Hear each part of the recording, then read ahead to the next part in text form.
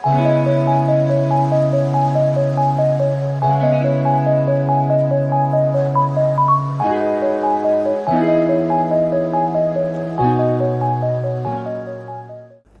दोस्तों, एक बार फिर से स्वागत आपके अपने इस YouTube चैनल पे जिसका नाम है लर्न विद एडू फंडा। मैं हूं कौशल जायसवाल और आज का हमारी क्लास है दूसरी, जो पेडागॉजी की सीरीज शुरू की है हमने।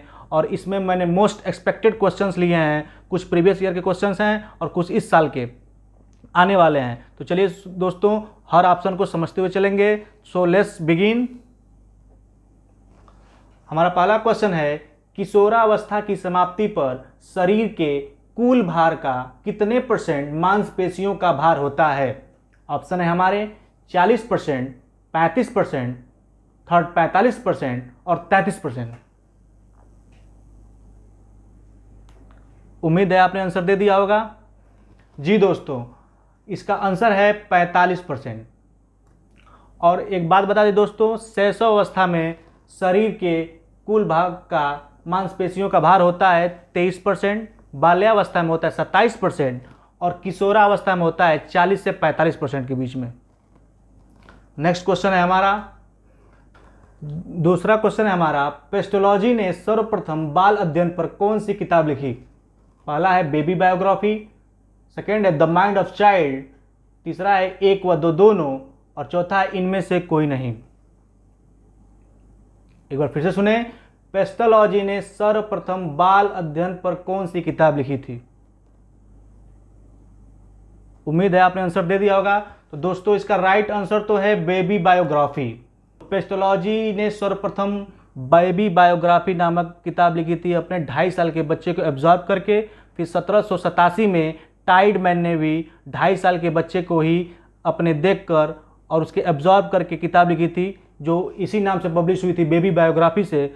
फिर 100 साल बाद 1881 में प्रेयर नाम के एक वैज्ञानिक ने, जिनका नाम प्रेयर था, उन्होंने अपनी बीवी, जब उन्होंने यह किताब लिखने की सोची तब उनकी बीवी गर्भवती थी और उन्होंने जन्म से ही अपने बच्चे को एब्जॉर्ब किया। वो कैसे बोलता है, कैसे वो बात करता है, उसके अंदर क्या क्या चेंजेस आई, उन्होंने उसको एब्जॉर्ब करके वो किताब लिखी जिसका नाम था द माइंड ऑफ चाइल्ड। और यह किताब इन दोनों किताब से ज़्यादा फेमस हुई। उम्मीद है आपको समझ में आया होगा। नेक्स्ट क्वेश्चन है हमारा, स्टेनले हॉल ने बाल सुधार गृह 1887 में कहां खोला था? न्यूयॉर्क, अमेरिका, फ्रांस और जर्मनी। उम्मीद है आपने आंसर दे दिया होगा। तो दोस्तों, इसका आंसर है न्यूयॉर्क।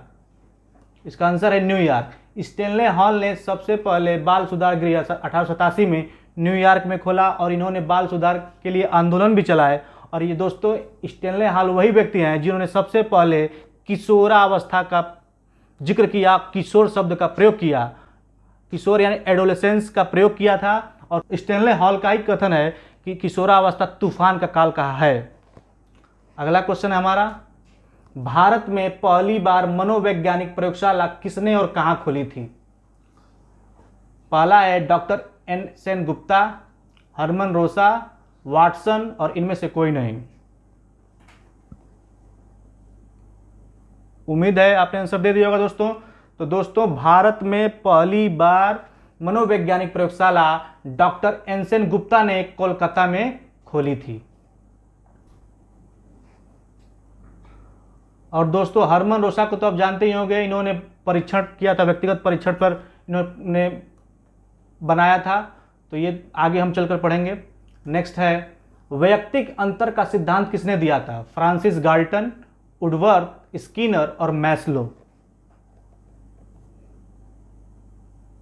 उम्मीद है आपने आंसर दे दिया होगा दोस्तों। तो दोस्तों, इंडिविजुअल डिफरेंसेस का सिद्धांत फ्रांसिस गाल्टन ने दिया था। वुडवर्थ जानते हैं आप, स्किनर इन्होंने कबूतर पे प्रयोग किया था, चूहे पे प्रयोग किया था, और मैस्लो ने पदानुक्रमिक सिद्धांत दिया था। नेक्स्ट है हमारा, विकास रेखीय ना होकर डैश होता है। तो विकास कैसा होता है दोस्तों? सीधा होता है, वर्तुलाकार होता है यानी स्पाइरल होता है, एक समान होता है यानी पैरेलल बढ़ता है, या रुक रुक कर कभी धीरे कभी तेज होता है। उम्मीद है आपने आंसर दे दिया होगा दोस्तों। तो दोस्तों विकास न तो सीधा होता है न एक समान होता है, विकास वर्तुलाकार होता है, यानी स्पाइरल होता है। और विकास कोई घड़ी थोड़े है जो रुक रुक कर चलेगी, गाड़ी थोड़े है। एक बार विकास प्रारंभ हो गया तो जीवन पर्यंत चलेगा। और विकास तीनों पक्षों में होता है, मानसिक, सामाजिक और भावात्मक, तीनों पक्षों में विकास एक समान होता है। अगला क्वेश्चन है हमारा, शिशु में जीभ और ओठ की परिपक्वता कब आती है? जन्म से ही, गर्भावस्था में ही, बाल्यावस्था में ही, या जन्म के 2 वर्ष बाद? उम्मीद है आपने आंसर दे दिया होगा। तो दोस्तों गैसेल ने बताया था कि शिशु में जीभ और ओठ की परिपक्वता जन्म से ही आ जाती है। तभी तो जो रिफ्लेक्सेस होते हैं, जो बच्चा प्रतिवर्ती क्रियाएं करता है, वो जीभ के ही माध्यम से तो करता है। माँ का दूध पीता है वो ओठ के माध्यम से और जीभ के माध्यम से ही तो पीता है। तो दोस्तों शिशु में जीभ और ओठ की परिपक्वता जन्म से ही आ जाती है। नेक्स्ट है हमारा अगला क्वेश्चन दोस्तों, वंशानुक्रम के वास्तविक वाहक होते हैं? पहला है गुणसूत्र, जीन्स होते हैं, वंशानुक्रम होते हैं, या इनमें से सभी?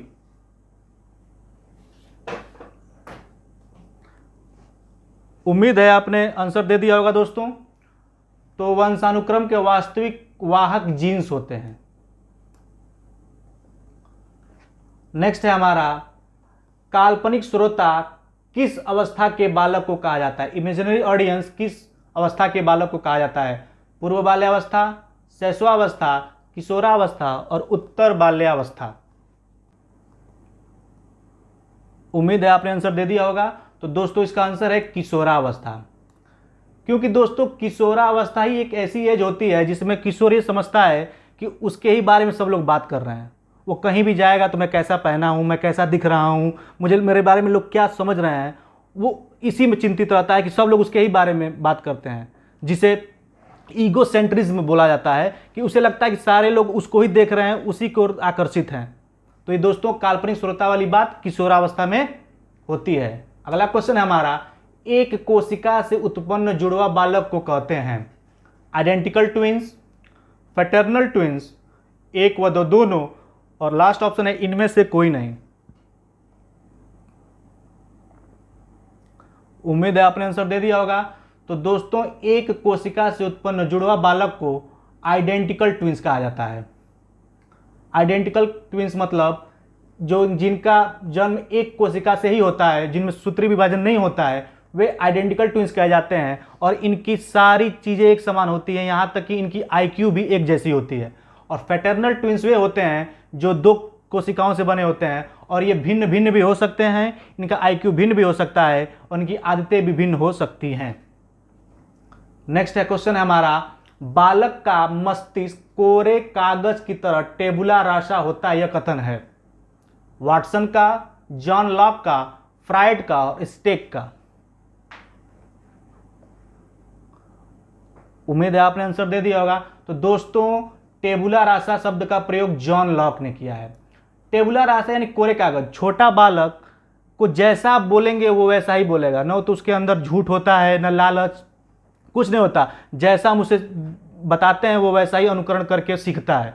अच्छी बातें सिखाएंगे तो अच्छी बातें सीखेगा, बुरी बातें बताएंगे वो बुरी बातें सीखेगा। इसीलिए तो वाटसन ने कहा है कि आप मुझे शिशु दीजिए, मैं उसे चोर, डाकू, वकील कुछ भी बना सकता हूँ। तो दोस्तों बालक का मस्तिष्क छोटे में कोरे कागज की तरह होता है और जैसा आप उसमें करना चाहें, जैसा उसमें आकृति देना चाहें, जैसा उसके अनुकरण कराएंगे वो वैसा ही करेगा।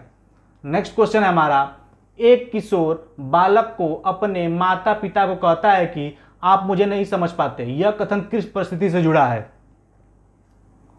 पहला है काल्पनिक श्रोता के, व्यक्तिगत दंत कथा पर्सनल फैबल, परिकल्पनात्मक निगमनात्मक तर्क से, पहचान से। एक बार फिर से सुनिए, एक किशोर बालक को अपने माता पिता को कहता है कि आप मुझे नहीं समझ पाते, यह कथन किस परिस्थिति से जुड़ा है? उम्मीद है आपने आंसर दे दिया होगा। तो दोस्तों ये है व्यक्तिगत दंत कथा। और ये कब होती है? ये किशोरावस्था में होता है। जब भी कोई लड़का बैठे बैठे मोबाइल चला रहा है और माँ ने पूछा कि बेटे क्या कर रहे हो, पढ़ रहे हो? तो कहे मम्मी आप नहीं समझेंगी। तो उसे लगता है कि वही सही है, he is right always time. उसे लगता है कि उसे कोई समझ नहीं पाता है, वो जो कर रहा है वही सही है, हर बात में अपने को ही सिद्ध करेगा, उसके अंदर ईगो सेंट्रिज्म आएगा कि मैं ही जो करता हूँ वही सही है, मुझे कोई समझ नहीं पाता है। तो दोस्तों इसे व्यक्तिगत दंत यानी पर्सनल फैबल बोला जाता है। अगला क्वेश्चन है, एक छोटा बालक सड़क पर चलते समय गिर गया, गिरने पर वह कहता है सड़क ने मुझे चोट पहुंचाई, यह कथन जीन पियाजे के अनुसार है अहम केंद्रिता, जीववाद यानी एनिमिज्म, वस्तु अस्थायित्व या अमूर्त चिंतन। उम्मीद है आपने आंसर दे दिया होगा। तो दोस्तों ये होता है जीववाद और ये शैशवावस्था में पाया जाता है, शैशवावस्था बाल्यावस्था तक होता है। इसका अर्थ होता है कि लड़के को सब चीज़ें निर्जीव वस्तुओं में भी लगता है उसे उसके अंदर जीव है। आपने कभी घर पे भी देखा होगा कि अगर छोटा बच्चा है चलते चलते उसे कुर्सी से चोट लग गई और रोने लगेगा, और घर में कोई बुजुर्ग व्यक्ति हो, माँ दादी कोई भी हो, उस कुर्सी को ऐसे मार दे कि तूने मेरे बच्चों को मारा, तो लड़का हंसने लगेगा। उसे ये लगता है कि कुर्सी में ने मुझे चोट पहुंचाई, दादी या अम्मा ने मारा, हाँ, तो वो खुश हो जाता है। इसे ही जीववाद कहते हैं। वस्तु अस्थायित्व आगे चलकर पढ़ेंगे दोस्तों, अहम केंद्रिता बताया ही अभी। नेक्स्ट क्वेश्चन है, फाई घटना, फाई फेनोमेनन का संबंध किससे है? व्यवहारवाद से, मानवतावाद से, गेस्टाल्टवाद से या मनोविश्लेषणवाद से? सबसे पहले तो दोस्तों ये फी फेनोमेनन क्या है? ये होता है गति भ्रम आभास। आपने कभी ट्रेन में यात्रा किया होगा दोस्तों, आप देखते होंगे कि ट्रेन हमारी रुकी हुई है और अचानक सामने वाली ट्रेन चली तो लगता है कि हमारी ट्रेन चल रही है। कभी कभी आप छोटे बच्चों को देखते होंगे कि वो देखता है कि सूर्य उसके साथ साथ चल रहा है। तो ये तो हो गया आपका एनिमिज्म की बात हो गई, जीववाद की बात हो गई। और ये तो हमें भी महसूस होता है, आपको भी महसूस हुआ होगा। इसको बोलते हैं गति आभासी भ्रम। अर्थात कभी कभी आप शादी ब्याह में जाते हैं, जो बिजली के तारें लगी होती हैं, लगता है चल रही हैं, वो चलती नहीं है, लेकिन हमें ऐसा भ्रम होता है। और ये दोस्तों गेस्टाल्टवाद से जुड़ता है। उम्मीद है आपको समझ में आया होगा।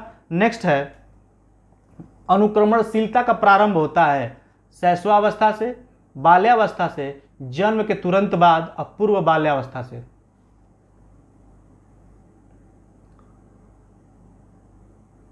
पहले तो दोस्तों समझते हैं अनुक्रमणशीलता होता क्या है। अनुक्रमणशीलता होता है कि जिसमें उल्टा और सीधा का भेद ना हो। आपने छोटे बच्चों को देखा होगा, वो चप्पल उल्टा पहन लेते हैं, उन्हें नहीं पता कि कौन सीधा चप्पल है, कौन दाएं पैर में पहनना है, कौन बाएं पैर में पहनना है। वो पैंट भी कैसे ही पहन लेंगे, इस बाजू को उस बाजू में डाल के। तो दोस्तों इसी को अनुक्रमणशीलता बोलते हैं और ये पूर्व बाल्यावस्था से प्रारंभ हो जाता है और बाल्यावस्था जाते जाते खत्म हो जाता है। तो दोस्तों ये थे आज के इंपॉर्टेंट क्वेश्चन। उम्मीद है आपको समझ में आए होंगे। तो दोस्तों इसी तरह हमारे साथ बने रहें और इसी तरह मैं इंपॉर्टेंट और कुछ एक्सपेक्टेड क्वेश्चन लाता रहूँगा। अगर ये वीडियो पसंद आई हो तो लाइक करें, शेयर करें, सब्सक्राइब करें और इस वीडियो की PDF के लिए टेलीग्राम चैनल को ज्वाइन कर सकते हैं। तब तक के लिए पढ़ते रहें, सुरक्षित रहें। धन्यवाद।